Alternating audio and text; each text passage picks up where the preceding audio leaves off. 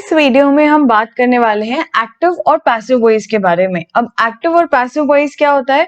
Voice मतलब हमारी आवाज, हम जिस तरह से वर्ड्स शब्द का उच्चारण कर रहे हैं, बोल रहे हैं, वो सारी चीजें मैटर करती हैं। बट हमारे सेंटेंस की फ्रेमिंग कैसी है? हमारे सेंटेंस की फ्रेमिंग एक्टिव है या पैसिव है?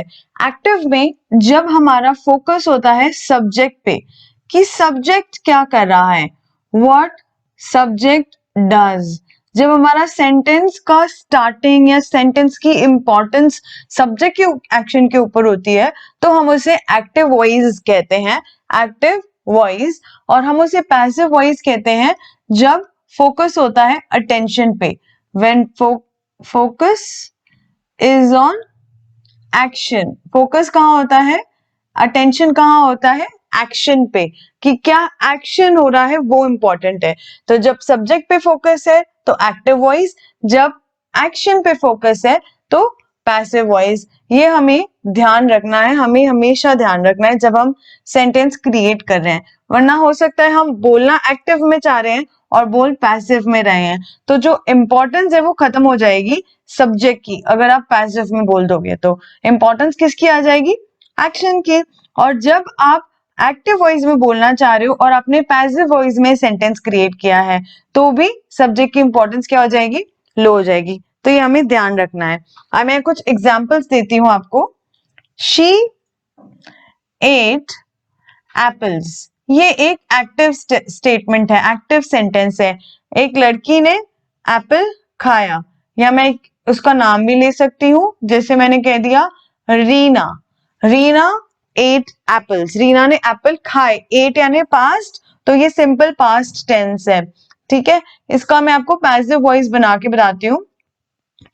Apples are eaten by Reena. Reena के द्वारा क्या हुए? एप्पल्स खाए गए। तो यहाँ फोकस किस पे आ गया? जो सेंटेंस का दूसरा नाउन था, नेम प्लेस एनिमल थिंग, तो ये थिंग है, एप्पल्स आर थिंग्स। तो जब एप्पल्स के ऊपर ध्यान चला गया, मेन फोकस आ गया, तो वो पैसिव वॉइस हो गया और जो मेन सब्जेक्ट है वो पीछे चला गया। या मैं शी लिखती तो वहां यहाँ लिखती by her, apples are eaten by her. तो यहाँ पे सेकंड जो मेन सब्जेक्ट था वो सेकंड इंपॉर्टेंस पे आ गया है। इसी को हम एक्टिव और पैसिव वॉइस बोलते हैं। मैं एक और एग्जांपल आपको लेके बताती हूँ। ही रिसीव्ड ए लेटर, और he received a letter. A letter was received by him। ठीक है, जो मेन सब्जेक्ट था वो एक्टिव वॉइस में उसके ऊपर ध्यान है, पैसिव वॉइस में किस पे ध्यान है? एक्शन। क्या हुआ है? लेटर रिसीव हुआ है। Receive remains in the between, वो बीच में ही रहेगा। एक चीज आप देखोगे, रिसीव्ड का रिसीव्ड ही रहा यहाँ पे मैंने किसकी हेल्प ली है?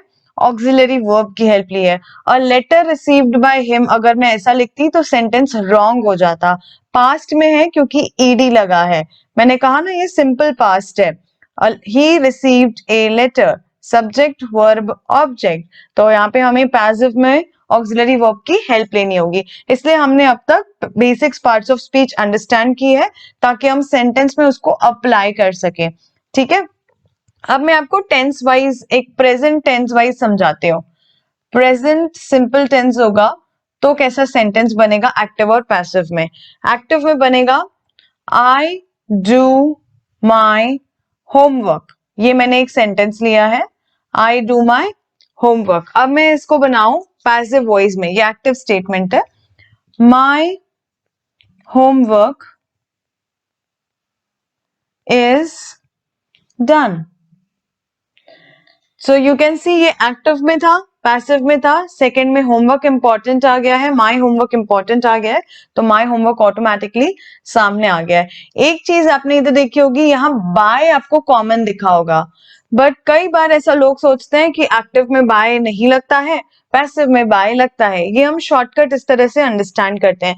80-90% टाइम ऐसा होगा कि बाय लगेगा, जब भी आप एक एक्टिव स्टेटमेंट को पैसिव बनाओगे तो बाय लगेगा, बट काफी बार ऐसा भी होगा कि बाय नहीं लगेगा, तो ये आपको ध्यान देना है। ये जस्ट एक सेंटेंस है जिसका एग्जाम्पल है, यहाँ पे बाय नहीं लगा है, तो इसको आपको ध्यान देना है, ठीक है।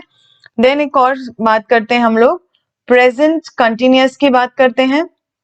Present continuous, I am doing my homework. Okay, इसका मैं पैसिव बनाऊंगी, माई होमवर्क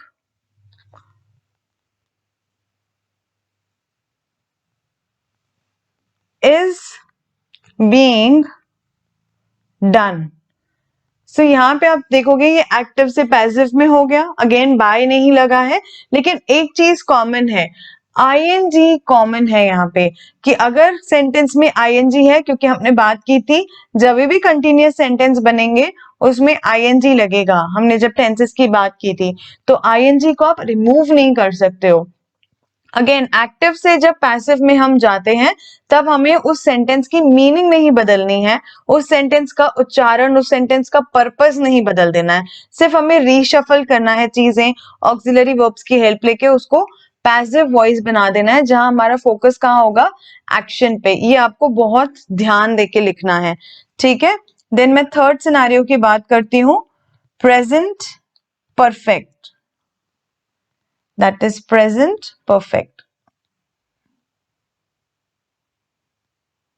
अब प्रेजेंट परफेक्ट का मैं एक सेंटेंस लेती हूं, I have done my homework. Perfect यानी मेरा काम हो चुका है, तो मैं डन यूज करूंगी। अभी मैं इसका अगर पैसिव वॉइस बनाने जा रही हूं तो मैं लिखूंगी my homework has been done. Again by नहीं लगा है, आप यहाँ देख सकते हो। अब आप कहोगे कि बीन कब लगता है, जब हमने सीखा है परफेक्ट और कंटिन्यूअस मिक्स हो जाते हैं तब बीन लगता है, तो आपने यहाँ क्यों बीन लगाया है। हम जब एक्टिव स्टेटमेंट लिखते हैं तब हम ये रूल वहां फॉलो करते हैं, पैसिव में ये रीशफल हो जाता है, तो ये आपको ध्यान देना है। ये कैसे ध्यान आएगा, एग्जाम्पल्स आप जितने रिव्यू करोगे तो आपको चीजें समझ में आएगी। जैसे अभी 5 एग्जाम्पल से आपको पूरा मैटर क्लियर हो गया है, आप पूरे क्रिस्टल क्लियर हो, एक्टिव वॉइस कैसा होता है, पैसिव वॉइस कैसा होता है, डिफरेंट टेंसेस में कैसे अप्लाई करते हैं। हर बार जरूरी नहीं है बाय आएगा, आईएनजी का आईएनजी रहने देना है, रिसीव्ड का रिसीव्ड ईडी पास्ट फॉर्म रहने देना है। तो ये सारे बेसिक क्राइटेरियाज आपको ध्यान देने हैं, जितना आप ऑब्जर्व करोगे उतनी आपकी ग्रिप स्ट्रांग होगी और आपकी मिस्टेक्स नहीं होगी। So practice it, solve the worksheet and जो भी एग्जांपल्स दिए उसको थॉरली ऑब्जर्व करो, ध्यान से ऑब्जर्व करो, ठीक है। इस तरह I would meet you in the other video. Thank you.